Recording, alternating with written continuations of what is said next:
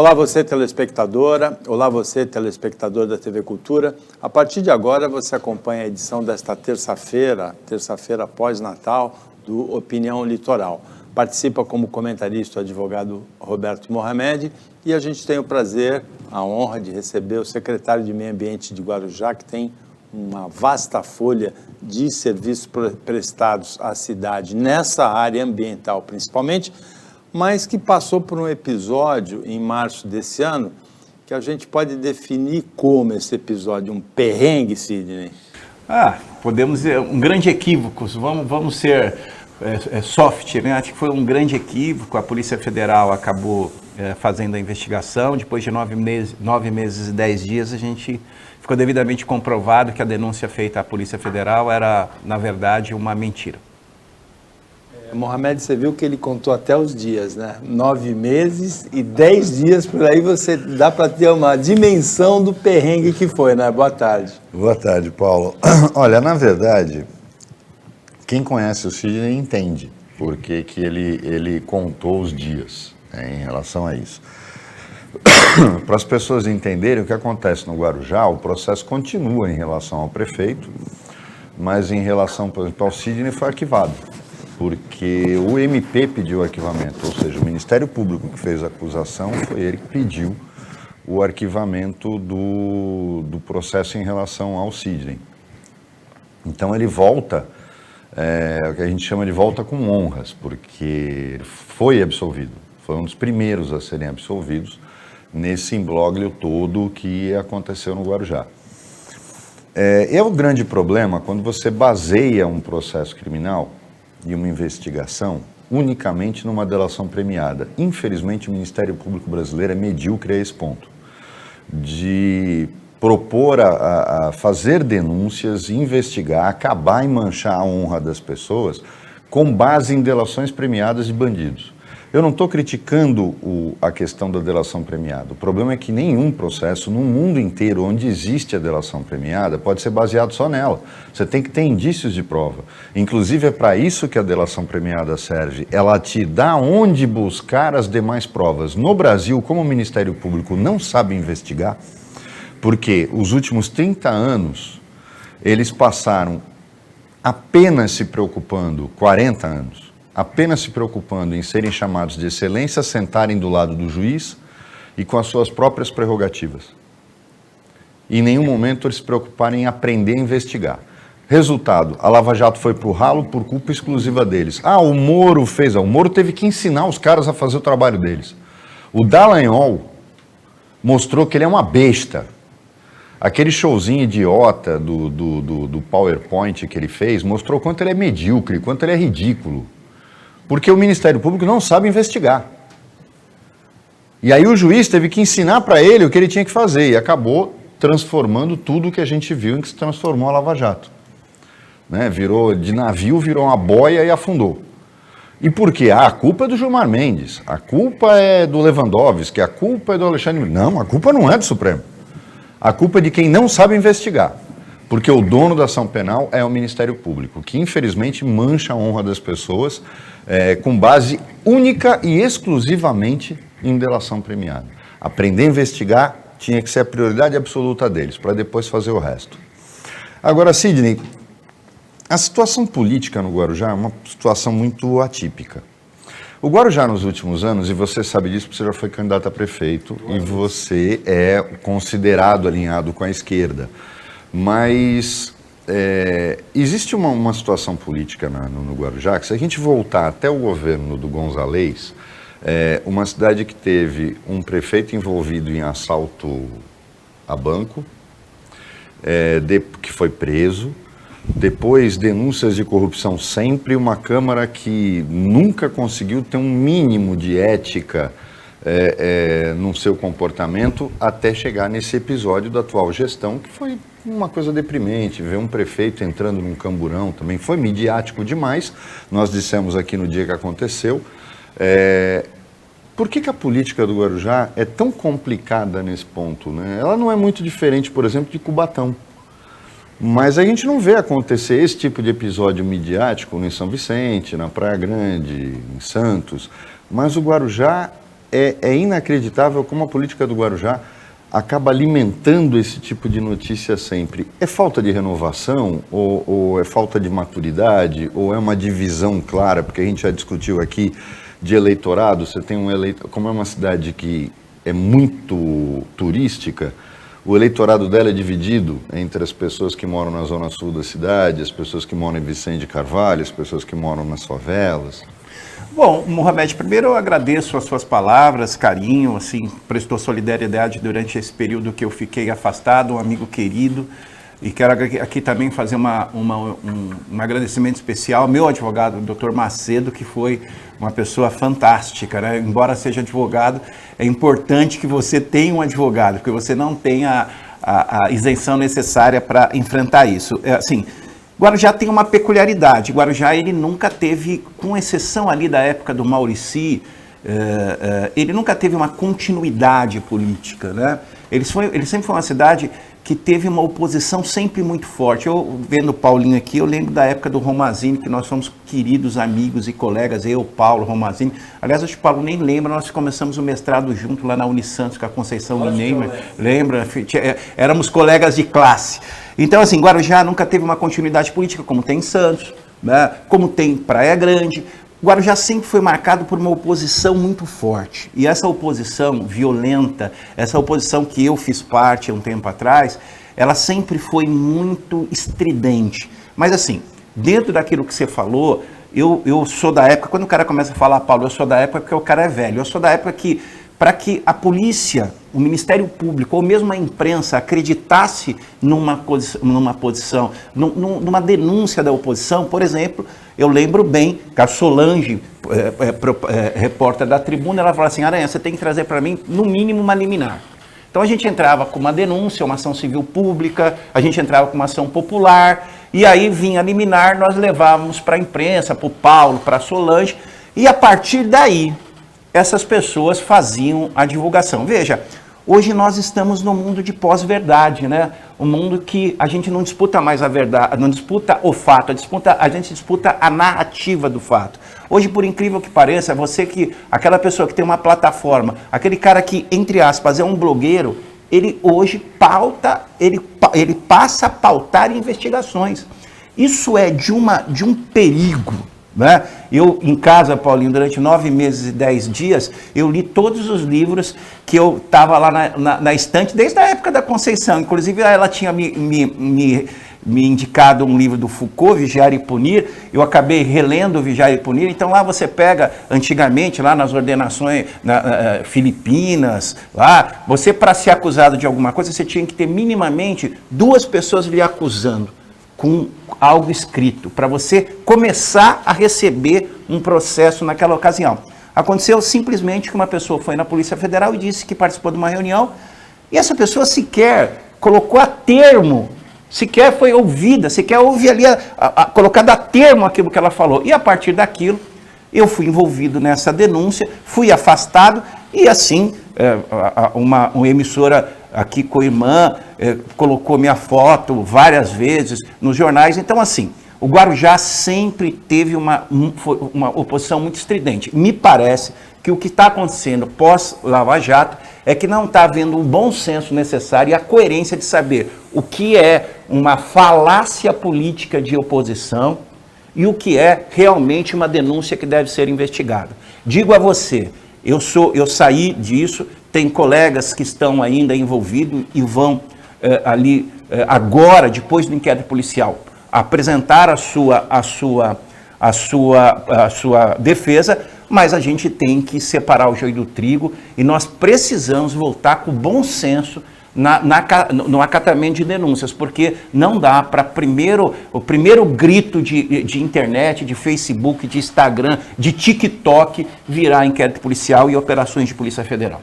Na minha opinião. Sidney, agora falando da questão ambiental, eu já queria entrar nela, porque a gente tem muita coisa para falar.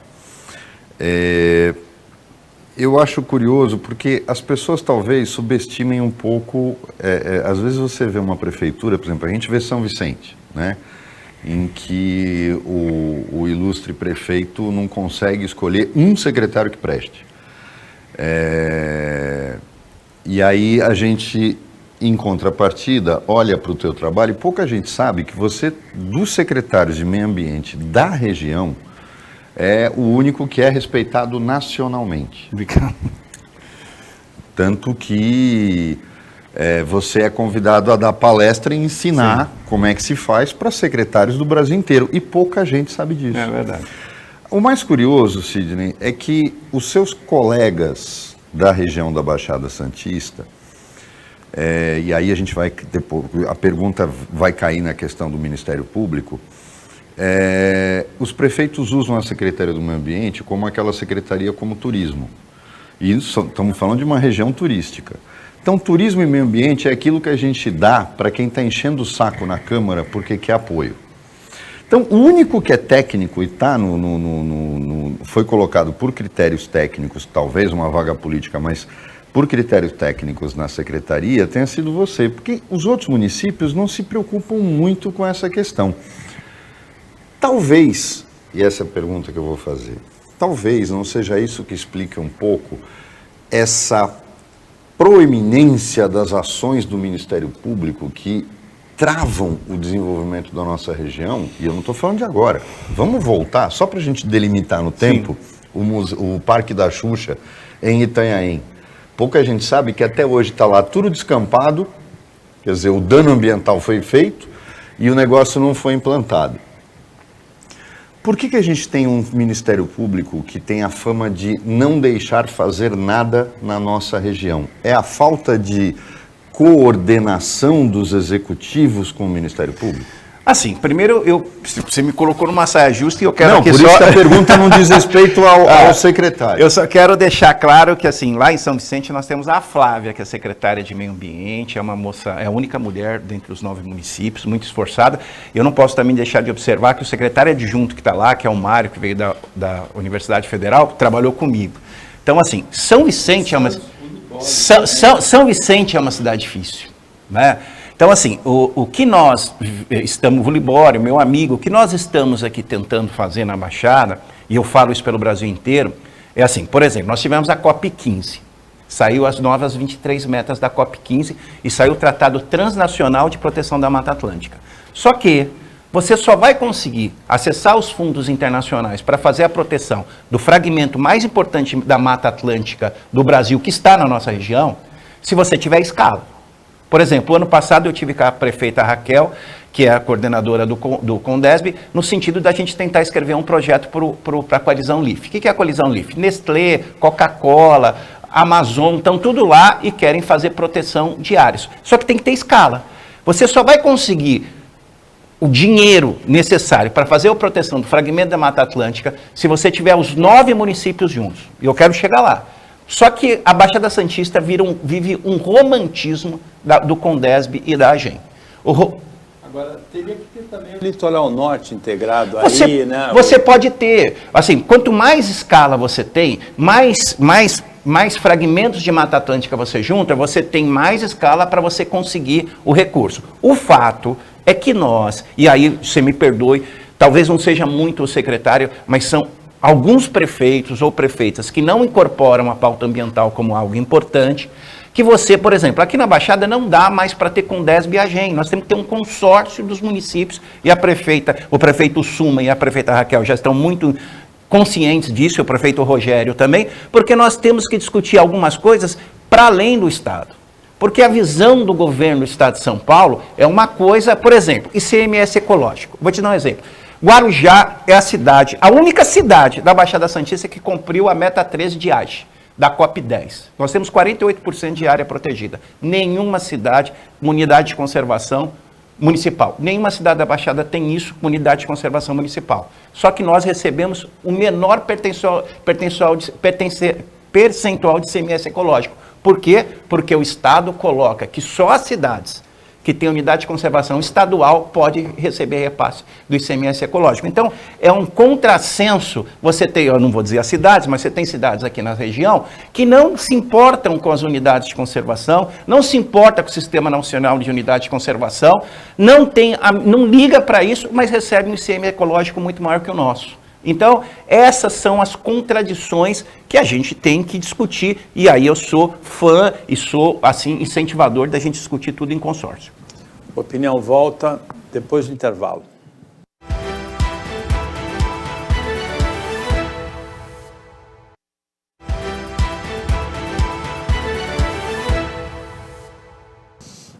Voltando com a opinião litoral desta terça-feira, em que a gente recebe com muito prazer aqui o secretário de Meio Ambiente de Guarujá, Sidney Aranha. Agora, Sidney, a nossa geração, a minha mais velha, a tua do Mohamed depois, acho que nessa questão de meio ambiente já está perdida, né?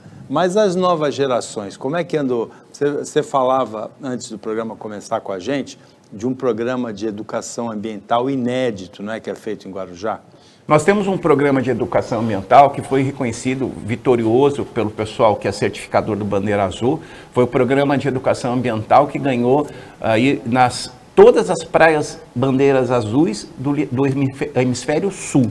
Da Austrália até hoje, nós ganhamos esse prêmio reconhecido como o melhor programa de educação ambiental, que é um programa muito simples, Mohamed e Paulo. É um programa que nós pegamos os alunos do nosso 1º de maio, que tem lá a escola técnica, juntamos ali, fizemos eles uma ponte com a Universidade Federal de Santos, e eles fazem a coleta de material de areia e de água e fazem as análises laboratoriais dessa areia e água lá no 1º de maio. Então, nós simplesmente conectamos a Secretaria de Educação com a Secretaria de Meio Ambiente e com a Universidade Federal, que é o polo irradiador de um grande capital, um grande capital intelectual da Baixada Santista. Todo mundo tem que fazer isso. E, aliás, assim, eu sempre brinco com o Libório é meu amigo, eu digo que Guarujá é a cidade que tem mais pesquisas na região. Nós temos mais de 16 pesquisas com o USP, com a Universidade Federal, porque nós entendemos que não dá para o tomador de decisões fazer qualquer coisa hoje sem a pesquisa anterior. Então, assim, essa questão da educação é muito importante, mas não acho, aí só para essa sua premissa achei interessante, você acha que a nossa geração está perdida do ponto de vista de educação ambiental? Eu penso que não está.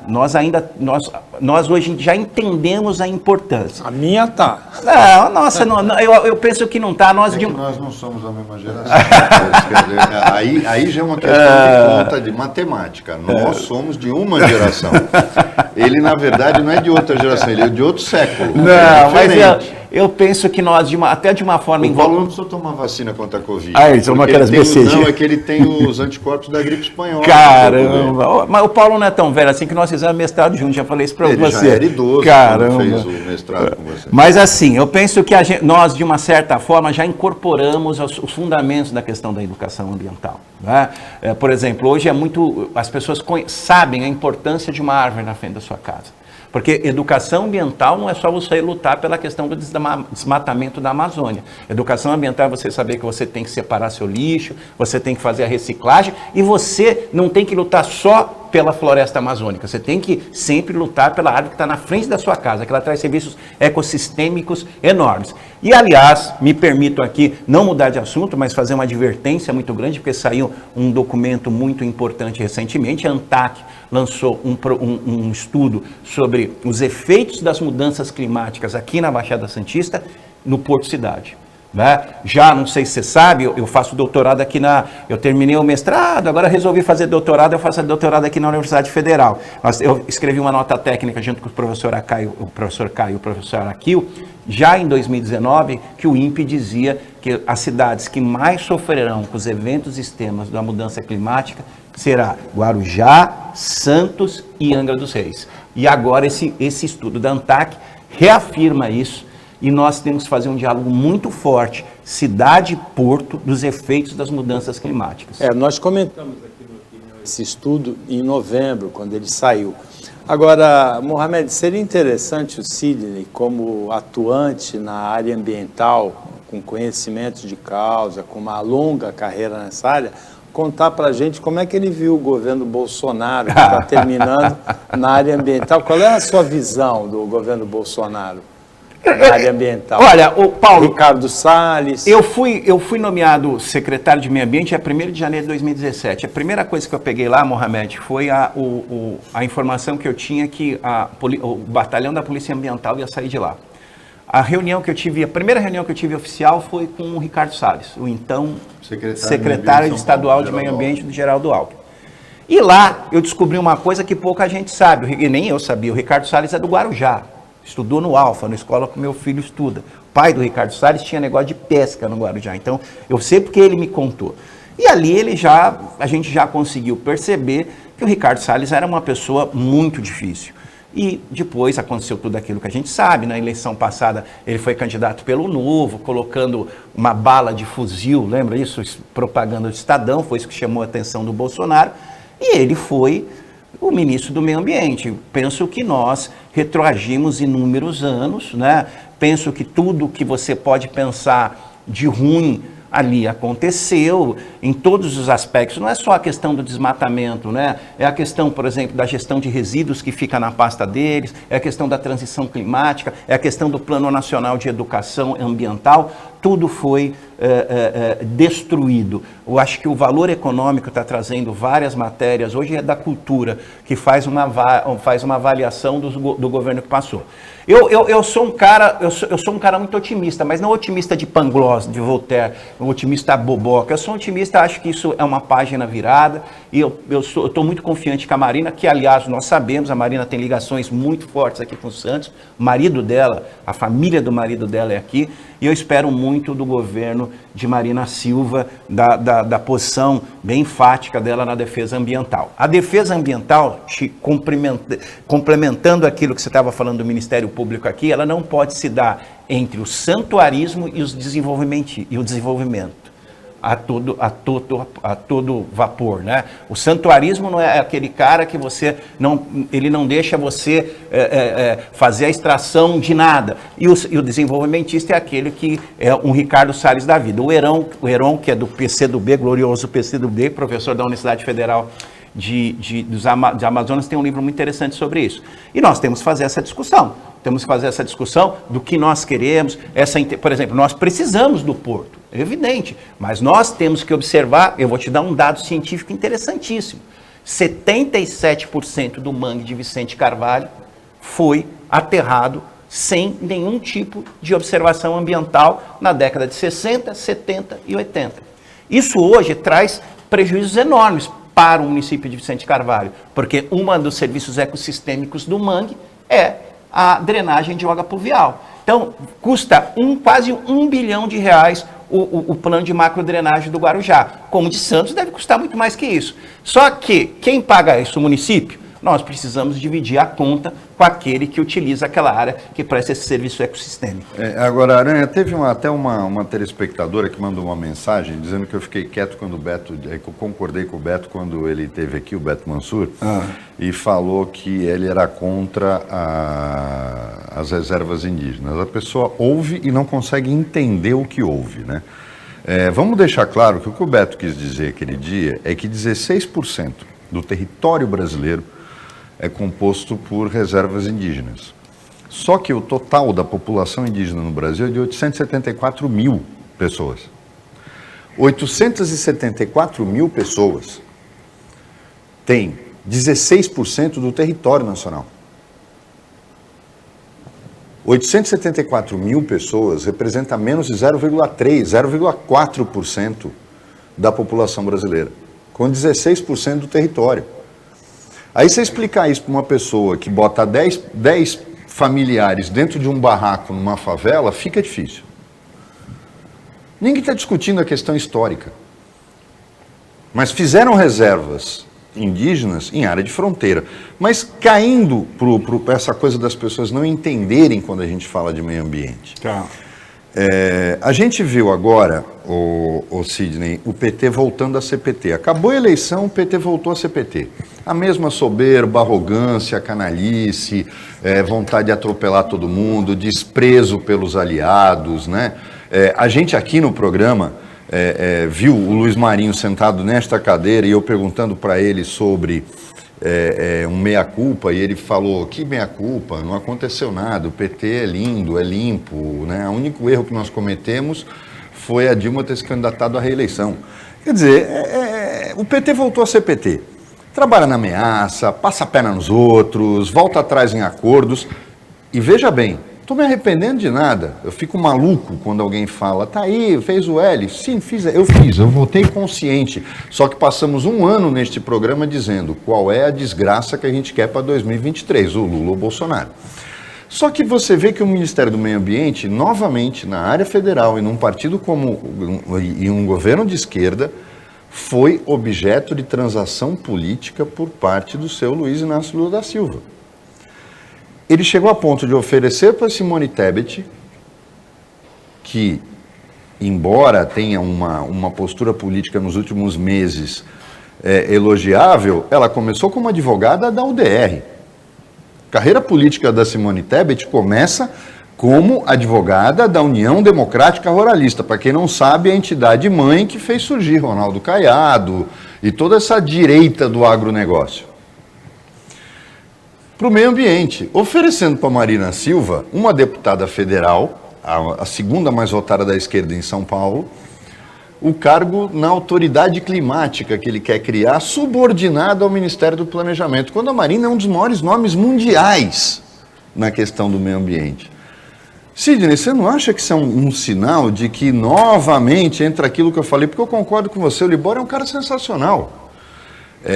Eu não conheço a Flávia, mas podem ser pessoas. Mas quanto eles têm de orçamento? Mas quanto eles têm de orçamento no orçamento municipal?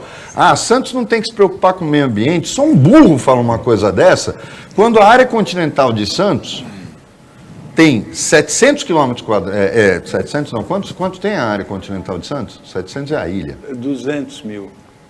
200 quilômetros quadrados, né? A área ilha tem 40 quilômetros. Só que 80% dela não pode fazer nada. Você tem que ter um secretário de meio ambiente que troque com o Ministério Público. Você vê aqueles condomínios lá do Guarujá. Os caras fizeram compensação ambiental comprando terra em Peruíbe para plantar árvore. Por que a gente não pode aqui ter um secretário? Mas ele tem que ter verba, porque ele tem que fazer estudos, Sidney, para poder fazer uma compensação, porque a área continental de Santos é a saída do crescimento da cidade, como a de São Vicente, mas tem muita área ambiental. Sim. Porque não tem nada mais poluente que a miséria, que a pobreza. Tem um livro, Desenvolvimento para a Liberdade, daquele economista que foi prêmio Nobel, que inventou a teoria do bem-estar social. Ele conta a história do tigre de Bengala. Você sabe essa, Paulo? Qual? Tigre de Bengala, o tigre em extinção, eles criaram lá uma unidade de conservação de preservação integral. E ali dentro não podia mais caçar o tigre de Bengala. Só que por uma ironia do destino, ali também havia uma abelha muito rara, que dava um mel muito raro. E eles não implementaram o desenvolvimento no entorno dessa unidade de conservação. Então as pessoas começaram a entrar para extrair o mel e vender o mel, que era muito caro. Bom, o tigre era caçado até o ano tal. Depois da unidade de conservação, quem era caçado era o ser humano, porque você não podia mexer no tigre, mas as pessoas que entravam lá eram caçadas porque tinha ali a abelhinha. Veja, essa questão, hoje mesmo, no Valor Econômico, no Estadão, eu acordo muito cedo e leio os jornais, o Avante, o PV e o PROS estão reclamando, porque eles não pegaram o ministério. Então, essa barulheira toda de ocupar espaço realmente está muito à tona. Mas você não acha que é um problema para essa questão ambiental, quando a gente já via a Marina Silva como ministra do Meio Ambiente incontestável, e aí o Lula tenta, agora ele superou que ele deu planejamento para Simone Tebet. Acabou de confirmar. Porque tem um modus operandi nessa questão do ministério, né? Nenhum outro partido pode ter visibilidade. Então, todo ministério que dá visibilidade, você tem que dar para petista. Por pior que ele seja.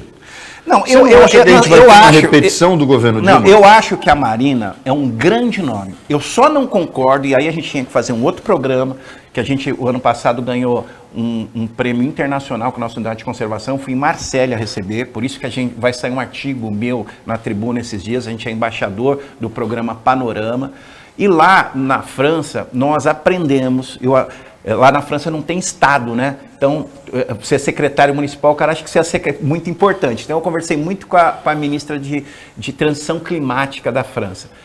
Eu entendo, e aqui a gente já até fez essa proposta para o prefeito, nós temos que criar os cargos de transição climática. Eu entendo o que você está falando e concordo com você. Não é um prêmio de consolação, mas eu acho que a Marina tem que ser a ministra e o PT não tem que interferir nisso, até porque ele não tem nome de peso para isso. Mas penso que uma hora nós vamos ter que discutir aqui e começar a criar as funções públicas de transição climática, que as secretarias de meio ambiente, os ministérios de meio ambiente não dão conta mais da demanda do trabalho. Agora, o Ministério de Meio Ambiente é um ministério de grande visibilidade, né? Acabou indo para a Marina Silva. Tanto quanto a ministra. Eu acho que pensar em não dar para ela o cargo, Paulo, esse é o grande problema. Foi um gesto, né? Um gesto ruim. Passar a perna no Márcio, por exemplo, deram um ministério para ele que não tem relevância. Porque, veja bem, os aeroportos já privatizaram tudo que presta. O Márcio vai ser o ministro dos portos e aeroportos. Todos os aeroportos que sobraram são campos de pouso e aeroportos regionais. Mas pode ter certeza que desse limãozinho ele faz uma limonada. Sim, mas ele é articulado. Agora, veja bem, por que não deram o Ministério das Cidades para o Márcio? Eu já disse aqui, porque o seu Haddad não quer, porque o seu Luiz Marinho não quer, porque o ministro das Cidades, hábil, e aí ninguém tem dúvida do Márcio, estava cacifado como governador de São Paulo daqui a 3 anos e meio. Esse é o PT, voltou a ser PT. E como eu disse, durante todo o ano de 2022, a gente meteu o pau no governo Bolsonaro. Podem acreditar, nós vamos começar a dar pancada a partir de janeiro. Por quê? Eu não sou nem de esquerda nem de direita e acho que aqui a gente deixa isso claro no programa. A gente não gosta de safado. Mohamed, só uma informação mais precisa. A área continental de Santos, eu consultei aqui, eu falei 200 km², tem exatamente 232 km², é mais de 5 vezes maior que a parte insular, que é de 39 km². O Opinião volta depois do intervalo, bem rapidinho, fica aí com a gente.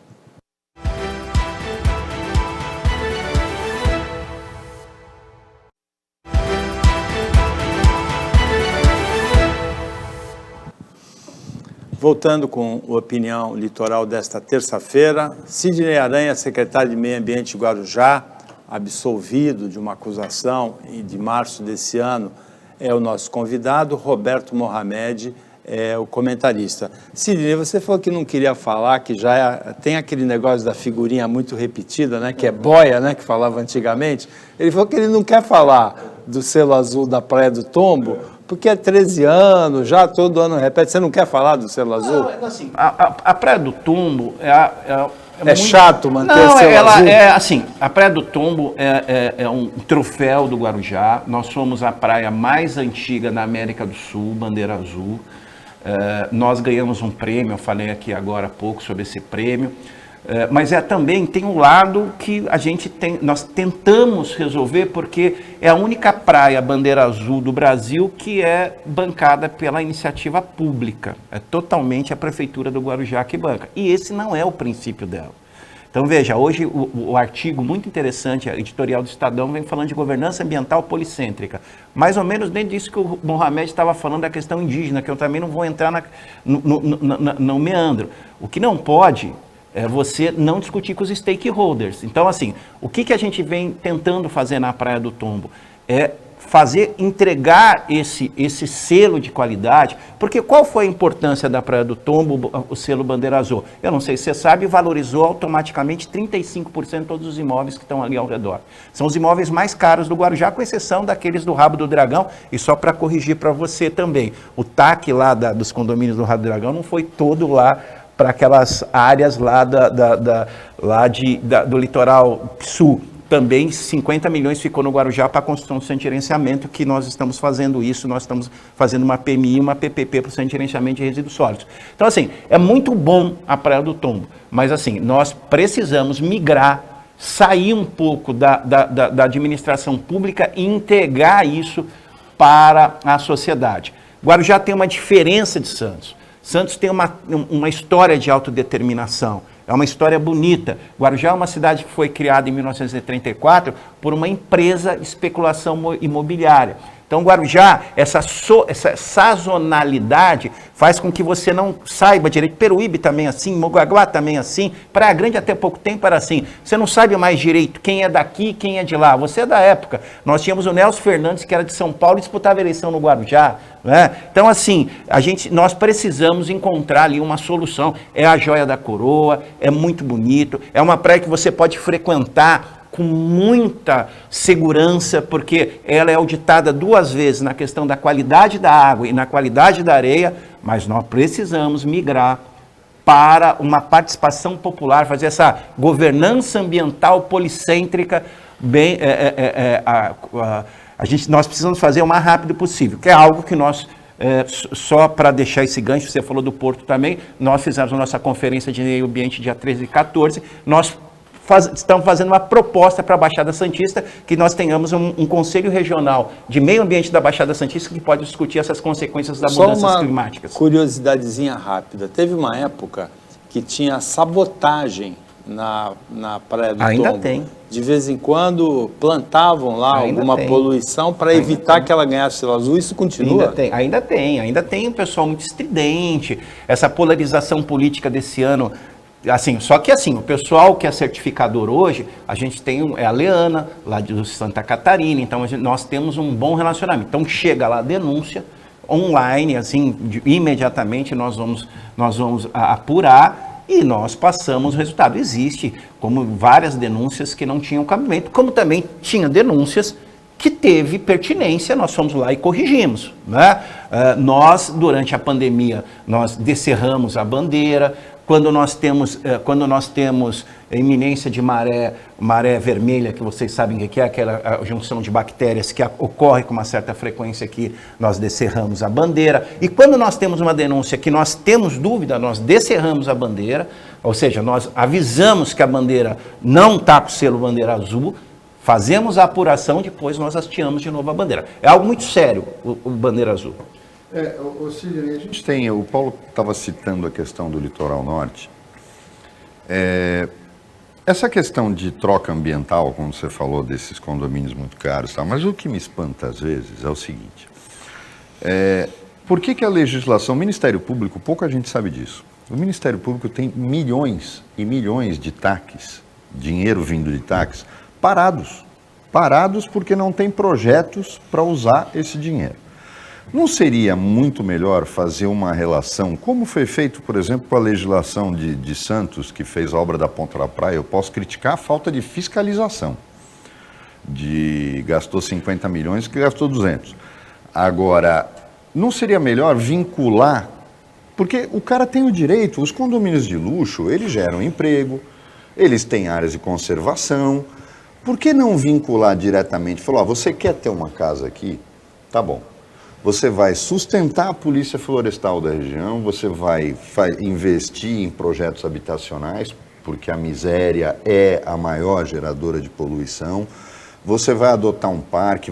Por que não fazer a coisa dirigida? Por que não fazer a coisa vinculada e colocando o Estado que eu digo é município, Estados e União, como fiscalizador, que é muito mais fácil fiscalizar e fazer com que o particular, por exemplo, eu sou totalmente a favor de que particular pode comprar ilha. Eu vou colocar fogo nessa conversa. Eu entendo o que você está falando. Primeiro eu quero deixar claro que o GAEMA aqui da Baixada Santista, que é o Grupo Especial de Proteção ao Meio Ambiente, que era o Dr. Dauri, que agora é desembargador, que é a doutora Flávia e a doutora Almáquia, há muito tempo elas já adotam uma medida de não mandar o dinheiro para o Fundo Estadual de Defesa do Meio Ambiente. Ela chama as cidades e faz essa transferência desse dinheiro para os fundos municipais. Isso melhorou muito nos últimos 4, 5 anos. O dinheiro parou de ficar parado. Parou de ficar parado, está indo para os fundos e os fundos, por exemplo, aqueles containers que caíram aqui, aqueles do Login Pantanal. O Guarujá recebeu 2,5 milhões e nós destinamos a programas ambientais. Veja, o que eu penso, aí eu vou chacoalhar um pouco aqui, o que eu penso é que a lei não diz que necessariamente essas compensações ambientais têm que passar pelo Ministério Público. A lei permite que as procuradorias municipais das cidades podem fazer esses termos de ajustamento de conduta. Eles podem fazer isso. E há eu brigo isso no Guarujá, um receio enorme de você ter procuradores especializados na área ambiental, para que isso possa fluir mais rápido. O grande problema é que o Ministério Público ele tem várias coisas. Por exemplo, vocês lembram bem, nós começamos a discutir agora a compensação ambiental daquele incêndio que teve lá no Guarujá, na época da Antonieta. Nós estamos falando de 2015, 2016, nós estamos em 2022. Se você tivesse procuradores especializados na área ambiental, que pudessem, eles, sem medo, e aí o Ministério Público só fiscalizasse, você poderia fazer, por exemplo, lá no Guarujá, a gente está fazendo um projeto do complexo ambiental atrás do Carrefour, onde a gente pretende fazer o poupa-tempo ambiental. Ou seja, a pessoa cometeu o delito ambiental, ela vai para lá, nós já vamos ter um banco de projeto em que vai acontecer justamente isso que você está falando. Ela já vai pegar o projeto ambiental que ela acha que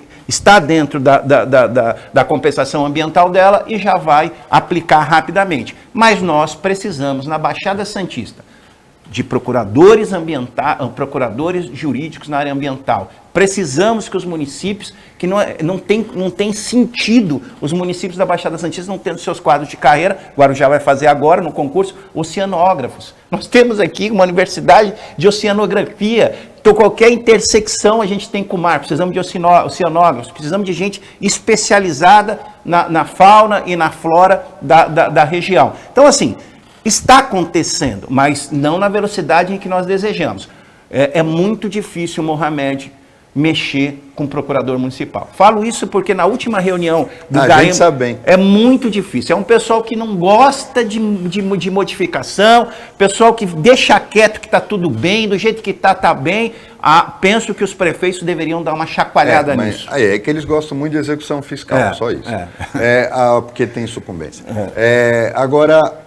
eu queria até aproveitar o teu gancho, porque a gente vive em Santos uma situação que mostra bem o que é poder público. Eu até tenho medo quando você fala, deixar o procurador municipal fazer esse tipo de acordo. A gente tem que ter até medo do que pode vir daí. Mas a Almáquia, e eu tenho aqui que agradecer e fazer um elogio à promotora, porque todo mundo só olha o trabalho ambiental dela. E esquecem de uma coisa, nós aqui já trouxemos inclusive um engenheiro aqui para falar sobre as obras do VLT na Campos Melo. Não fosse esta promotora, a doutora Almáquia, os comerciantes da região estão abandonados à própria sorte, Paulo. Ela pegou o peão à unha e intimidou todo mundo e obrigou os caras a terem um mínimo de comunicação. Não conseguiu milagre, mas o que você vê que quando uma promotora quer fazer, quando uma promotora é bem intencionada e entende o que é ser promotora, o resultado que dá.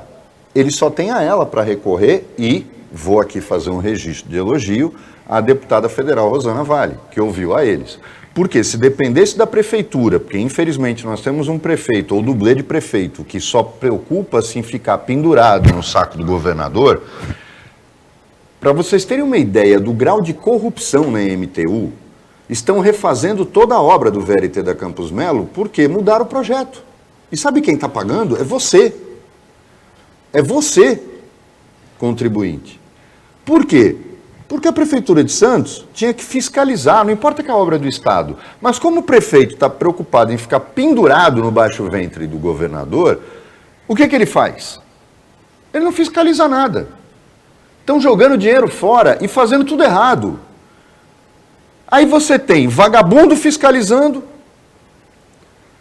corrupto mandando projeto novo, dizendo, não, está tudo errado o que a gente fez, nós vamos mudar o projeto. E estão refazendo tudo o que eles estavam fazendo.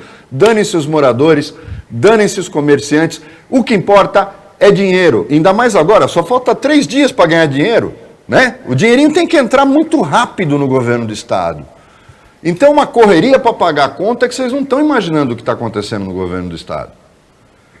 E aí a gente tem a Prefeitura de Santos, que também logo está pendurada no novo governador, ao invés de fiscalizar a obra, e eu espero que, como a Rosana Vale participou da briga com os moradores, o pessoal, comerciantes e moradores da Campos Melo, o novo governador bote um fim nessa safadeza.